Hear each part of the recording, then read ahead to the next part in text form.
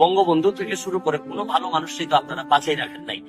আমারে বলেন যে আমি নাকি দালালি করি, সরকারের দালালি করি। সারা জীবন আপনাদের জন্য বিভিন্ন ভাবে প্রতিবাদ করে অনেক কিছু হারাইছি জীবনে। বাংলাদেশে ভালো মানুষ কিন্তু আপনারা জন্মাইতেও দেন না, আপনারা বাঁচতেও দিবেন না। আরেকটা জিনিস দেখেন, বঙ্গবন্ধু থেকে শুরু করে কোনো ভালো মানুষই তো আপনারা বাঁচাই রাখেন নাই। একটা জিনিস দেখেন, আমারে বলেন যে আমি নাকি দালালি করি, সরকারের দালালি করি, আওয়ামী লীগের দালালি করি। আমি কিন্তু আপনাদেরকে স্পষ্ট করে বলছি, খারাপ সময়ে আমি আওয়ামী লীগ ছাত্রলীগ করা ছেলে।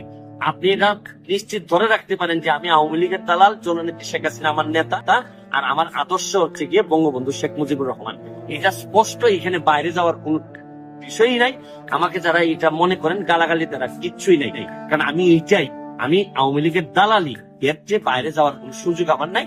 এতে যদি আপনারা মনে করেন আমার পছন্দ না করতে, আপনাদের ব্যক্তিগত ব্যাপার। আমি আপনাদের যে কোনো পছন্দ অপছন্দকে আমি সম্মান করি। তবে আপনাদের প্রতি একটাই অনুরোধ, আমার জীবনে সারা জীবনটা আমি শুধু মানুষের কাজে দিয়ে দিছি। ফুটবল থেকে শুরু করে বিভিন্ন কাজে মানুষের জন্য দিয়ে দিছি। আমার শত্রুর অভাব নাই।